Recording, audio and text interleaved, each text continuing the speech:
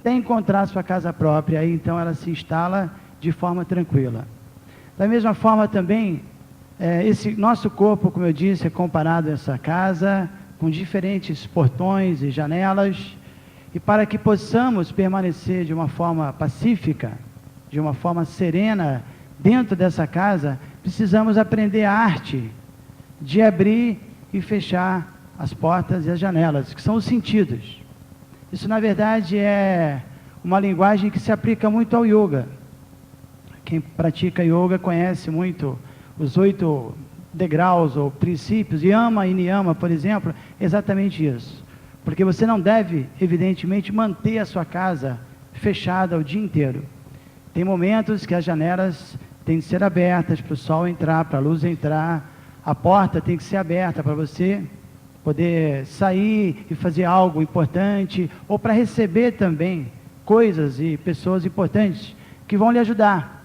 Da mesma forma também, essa casa do corpo material, os sentidos, que são como essas portas e janelas, não que eles devam sempre estar fechados e não serem utilizados. Pelo contrário, existe essa arte de utilizar esses portões, para que possamos então alcançar a paz. É como aqui, por exemplo, estamos aqui agora nesse encontro, e uma das portas importante, inclusive uma das mais importantes, essa porta está sendo usada por todos nós, a porta da audição.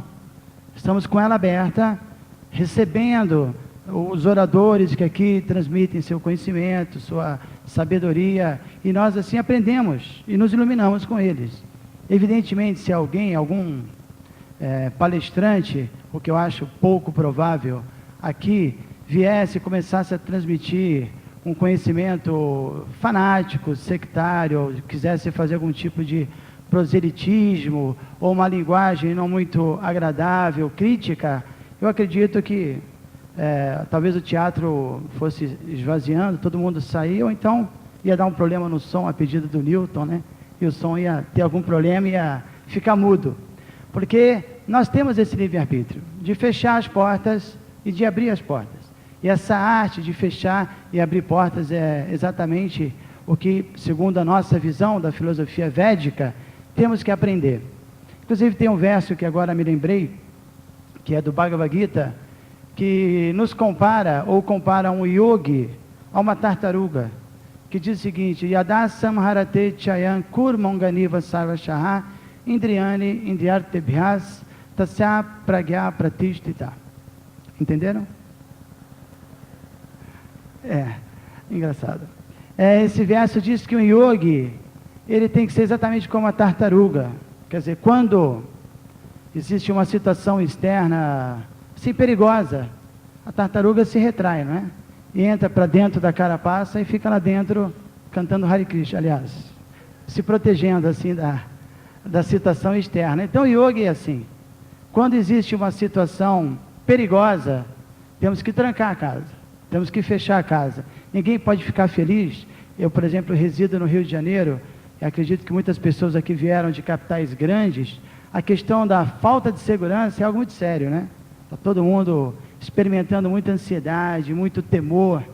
Então, essa mesma experiência nós podemos ter em relação a essa casa do nosso corpo, que tem que ser fechada, tem que haver segurança. Inclusive, yoga, podemos até traduzir ou dizer que uma das metas do yoga é fechar essa casa, esse corpo, que é até uma linguagem também da religião africana, né? Fechar o corpo, não deixar, assim, convidados indesejáveis entrar dentro e criar todo um distúrbio dentro do nosso ser. Então, esse tema, além desse tema da paz, do desenvolvimento interior, eu também concordo com o nosso amigo, o professor Ricardo, que é um bem-querente nosso há muitos anos, já nos conhecemos há muito tempo, que nós também pensamos dessa maneira, não há que se desenvolver nada. Certamente existem muitas doutrinas religiosas ou métodos espirituais e filosofias que tentam transmitir essa ideia de que nós devemos nos aperfeiçoar, desenvolver, estamos aqui para aprender e para chegar à perfeição. Isso não deixa de ser verdade por um lado, mas nós partimos do princípio de que nós a energia espiritual, não o corpo, mas a verdadeira essência, o verdadeiro eu, que é a alma, usando uma linguagem nossa e usando a linguagem do sânscrito, que é o Atma, que essa alma ela é perfeita, ela é uma parte integrante de Deus, ela faz parte da natureza perfeita e absoluta de Deus, só que ela é uma parte integrante, porém infinitesimal, e Ele é o infinito, mais ou menos como o professor também disse. Então esse termo Atma, que é essa energia espiritual, ele é encontrado nas escrituras védicas de muitas maneiras. Por exemplo, no Bhagavad Gita, que é o nosso livro de cabeceira, existem dois termos ligados a essa palavra Atma, que é a Divatma, como eu já disse, a alma infinitesimal que somos nós, cada um aqui é esse Divatma, e tem o Paramatma, que é a alma infinita. Existe essa pequena diferença, né, entre nós e Deus. Ele é essa Paramatma, alma infinita, e nós somos Divatma, a alma infinitesimal. É como exemplo de um grande fogo. Imagina um grande fogo, desse fogo saem centelhas. E essas centelhas, elas também têm calor e também têm luz, assim como o fogo. Mas à medida que elas se afastam do fogo, elas vão se extinguindo e vão perdendo o calor e vão perdendo a luz. E a ideia, se você novamente reconecta essa centelha com o fogo, ela recupera essas qualidades. Então nós entendemos dessa maneira, nós somos essa centelha, que de alguma maneira nos afastamos da nossa origem, e as nossas qualidades constitucionais, originais, acabam se perdendo. E aí nós temos que retomar essa conexão. Essa ideia do yoga, eu acho que é a ideia de toda religião autêntica e de todos os pensadores, recuperar a nossa natureza original, que por si só possui essa tão sonhada paz, que é tão almejada e que nesse mundo é tão difícil conquistar. Então esse Atma, esse eu espiritual verdadeiro, segundo as escrituras védicas, ele tem 3 características, que é Sat, eternidade, Chit, conhecimento ou consciência plena, e Ananda, que é bem-aventurança. Sat, Chit, Ananda. Então, na verdade, a paz perfeita, a paz absoluta e a paz completa depende desses 3 fatores. Quando nós recuperarmos esse Sat, eternidade, esse Chit, o conhecimento pleno, e essa Ananda, a bem-aventurança, nós iremos estar em paz. Porque se não tivermos contato com essas 3 características, o que experimentaremos é exatamente o contrário disso. Uma situação temporária que produz ansiedade, ou uma situação com falta de conhecimento, assim, com dúvidas no coração, cheio de ignorância, e finalmente também uma situação sem Ananda, sem bem-aventurança, uma situação perigosa, uma situação de sofrimento miserável, que é uma característica desse mundo. Então, como eu disse, nós agora estamos numa casa, e essa casa é uma casa de aluguel. Essa casa não é a nossa casa permanente, e às vezes, pior até, é que muitas vezes nós não estamos pagando aluguel, né? Então mais cedo ou mais tarde iremos ser despejados dessa casa, e nessa situação não há como ficar em paz, recebendo sim, correspondência do correio avisando que está tudo atrasado, que você não está pagando, que você vai ser acionado pela justiça. Então essa casa é de aluguel, e essa casa ela é Asat, Achit e Nirananda, o contrário de Satirananda. Ela é temporária, ela é sem conhecimento, porque também sem consciência. O corpo, sem a alma, por exemplo, não tem consciência, né? Aquilo que não tem consciência, como a mesa, um copo, isso é apenas a energia material.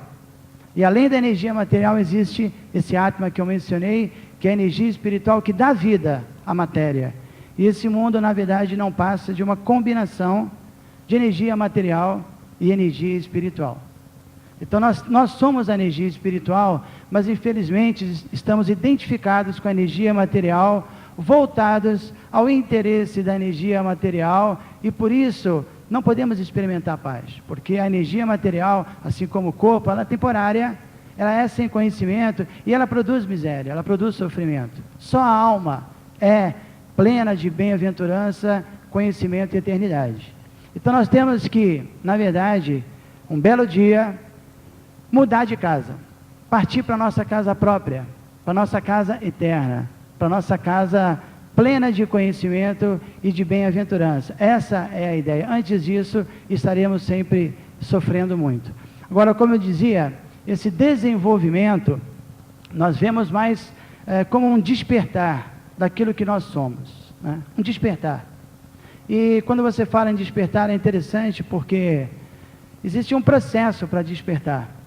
Nós, por exemplo, como todo mundo sabe, cantamos o Santo Nome de Deus. Sempre é bom falar nesse assunto. Essa primeira palavra do mantra, Hare, significa exatamente isso. A palavra Hara significa também essa energia espiritual, e Hara, no caso seria O, energia espiritual, vocativo. Então nós estamos invocando essa energia espiritual que agora está adormecida. Ela está latente dentro de nós, porque nós estamos, ao contrário disso, ouvindo sons mundanos e entrando em contato com coisas mundanas e despertando outras coisas que estão dentro da gente. É muito fácil você despertar ira, despertar inveja, despertar ansiedade, luxúria e coisas parecidas, porque elas também estão ali dentro, não é? Isso é mais fácil, inclusive. Só que tudo isso que eu mencionei, a luxúria, a inveja, a ira, a cobiça, são coisas completamente artificiais ao verdadeiro eu. Nós não temos nada a ver com isso.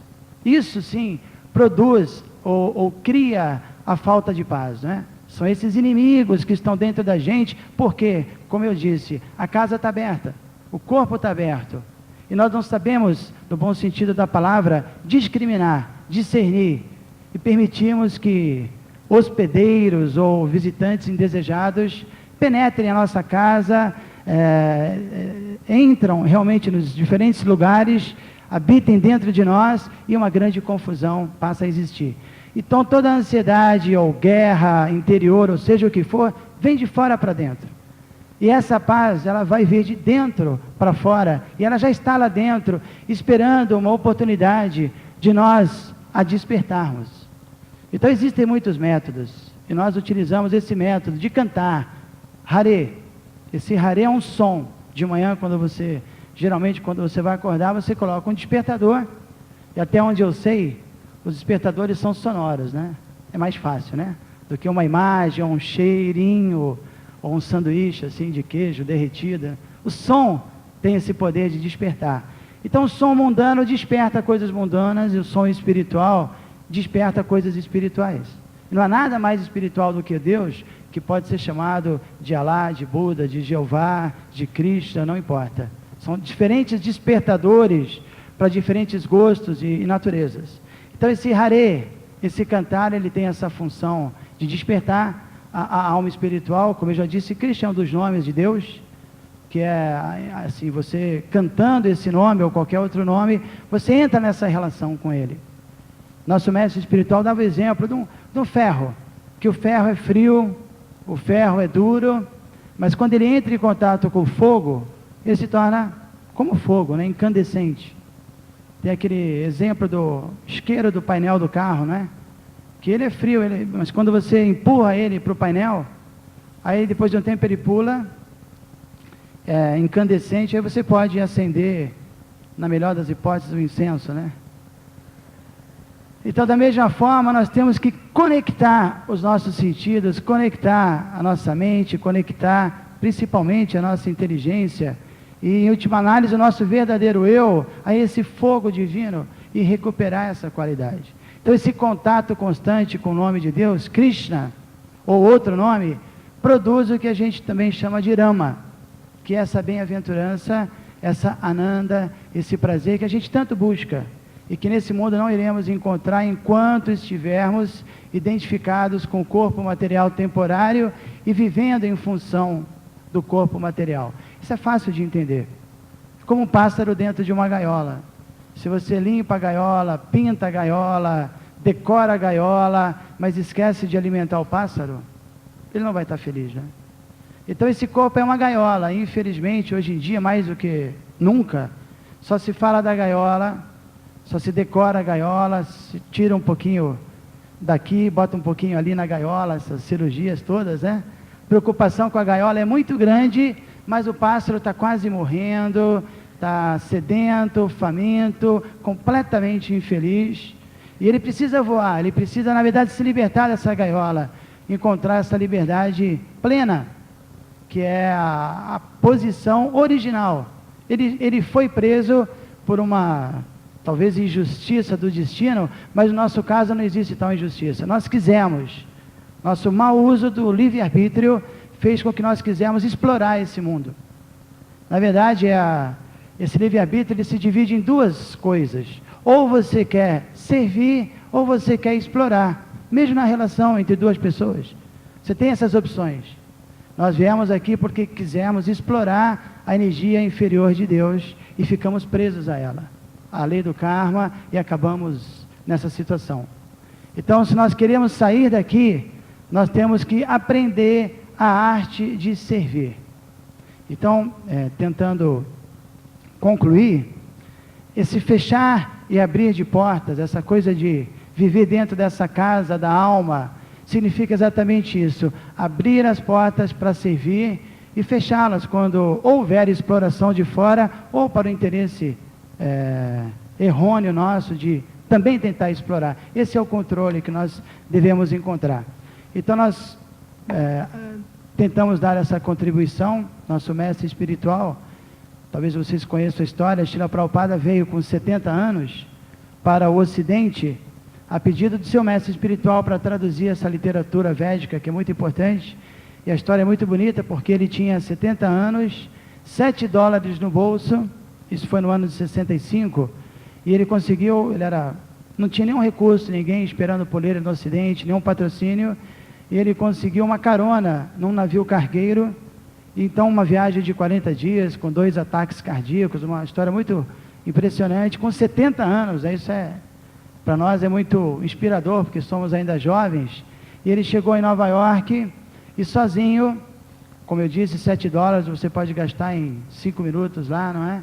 E conseguiu iniciar uma revolução espiritual entre os jovens, os intelectuais, os universitários, através desse mesmo cantar, porque esse cantar ele purifica, assim como diariamente, nós estamos aqui interagindo com esse mundo, o nosso corpo fica sujo, você tem que limpá-lo diariamente, 1, 2 banhos, aqui no Nordeste pode ser até mais, que é sempre gostoso, né? Então, da mesma forma que o corpo fica sujo, você precisa banhá-lo diariamente, não é o meu caso, mas o cabelo fica sujo também, tem aquele shampoozinho, né? Que temos que usar, pelo menos eu economizo nisso. Da mesma forma, a mente, ela fica suja todo dia, com tanta informação estranha, com tanta notícia ruim. E qual é diríamos assim, o shampoozinho da mente que nós estamos usando? Estamos limpando a mente? Então nós temos que limpar a nossa mente. E esse shampoozinho da mente nós não vamos encontrar em farmácia, em supermercado. Imagine, shampoos para mente oleosas, né? Shampoo para mentes secas e sei lá o que. Então esse shampoo nós não vamos encontrar tão fácil. Agora as escrituras dizem que esse shampoo é o cantar do santo nome. E para concluir, vamos recitar pelo menos, eu vou recitar o mantra que nós sempre cantamos: Hare Krishna, Krishna Krishna, Hare Hare, Hare Rama, Rama Rama, Hare Hare. Obrigado.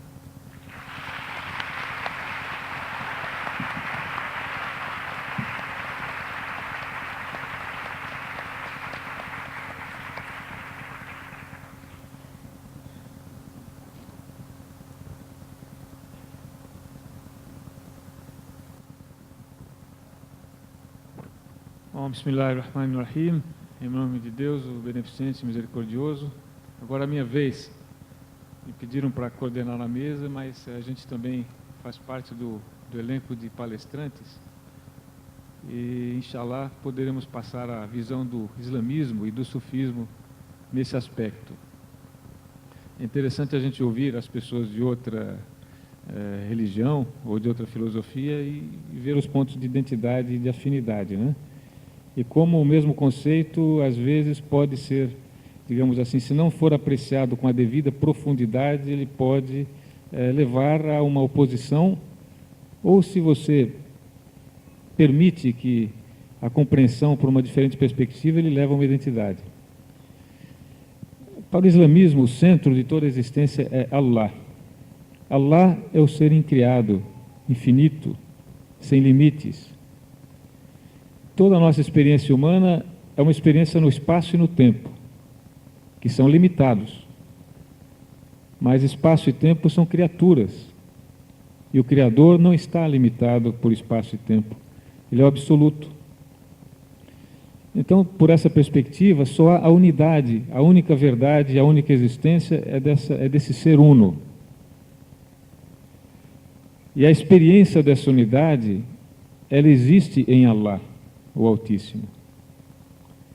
Mas nós, seres humanos, não temos essa experiência da unidade.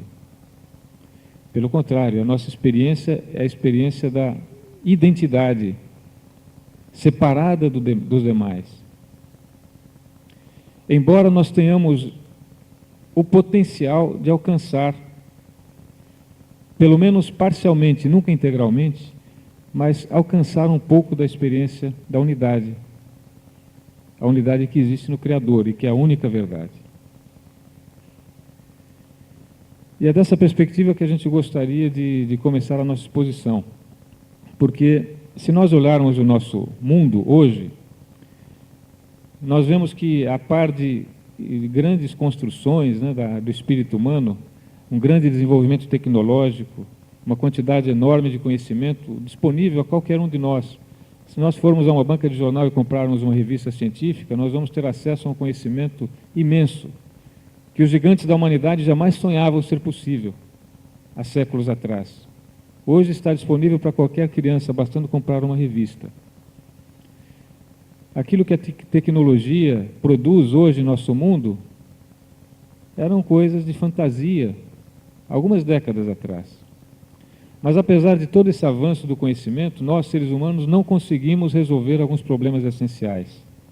E nós vemos que, a par disso, nós vemos muita violência no mundo, tanto a nível individual quanto a nível coletivo. Nós vemos populações civis sendo bombardeadas, tanto por aqueles que defendem um direito, como aqueles que querem se proteger. Ambos encontrando pretextos e argumentos para não respeitarem a vida do próprio ser humano.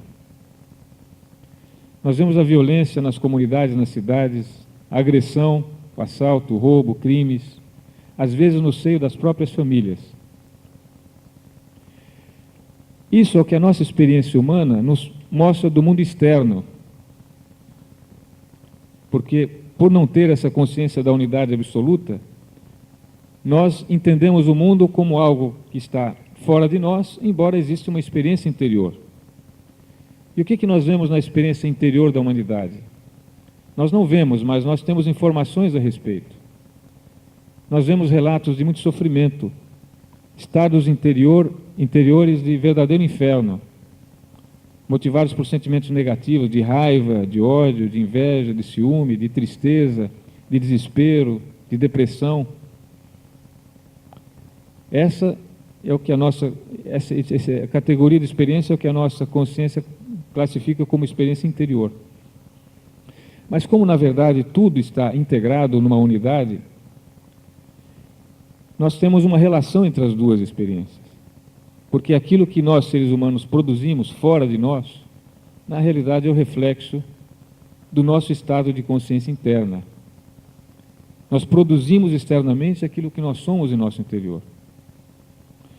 E como? Por que isso acontece? O ser humano é o sistema, o organismo mais sofisticado que existe nesse planeta, que nós temos consciência. Os nossos 5 sentidos são verdadeiras maravilhas. O fato de recebermos informações luminosas e formarmos em nossa mente a discriminação de objetos e de seres, a consciência de nós mesmos que temos, são coisas maravilhosas. E por que com todos esses recursos, nós não conseguimos produzir ou refletir na nossa produção, digamos assim, a harmonia que existe no universo? E a resposta está no esquema divino. Allah o Altíssimo, o Criador, nos deu a capacidade de escolha. É uma escolha interna. E nos deu esses infinitos recursos que estão à nossa disposição. Se nós fizermos as escolhas corretas, encontramos harmonia. Caso contrário, produzimos a desarmonia e vivenciamos a desarmonia. Agora, então isso é um indício de que nós estamos fazendo as escolhas não corretas, não adequadas, por falta de desconhecimento, ou melhor, por desconhecimento da nossa natureza, ou por ignorarmos a nossa verdadeira natureza. É isso que gera o desequilíbrio. E qual que é a nossa verdadeira natureza? É uma sabedoria muito antiga, eterna, que no Sagrado Alcorão foi indicada numa passagem do Sagrado Alcorão, em que Allah nos diz assim: lembre-se de quando disse aos anjos: criarei um ser humano da argila, do barro moldável. E quando tiver terminado e tiver alentado com o meu espírito, prostrai-vos diante dele. E essa é a ordem de Allah. O ser humano foi criado da argila, do barro moldável, e foi alentado com o espírito de Allah. E ordenou que os anjos prostrassem diante desse ser humano. E aí está o segredo da nossa verdadeira natureza. Uma parte é material, é a argila, representado pela argila, é o nosso corpo, as relações desse corpo com o mundo. E faz parte dessa natureza material uma dimensão nossa que na psicologia ocidental denomina como ego. Na mística islâmica e no Islã em geral é denominada nafis, que poderia ser traduzido como alma animal.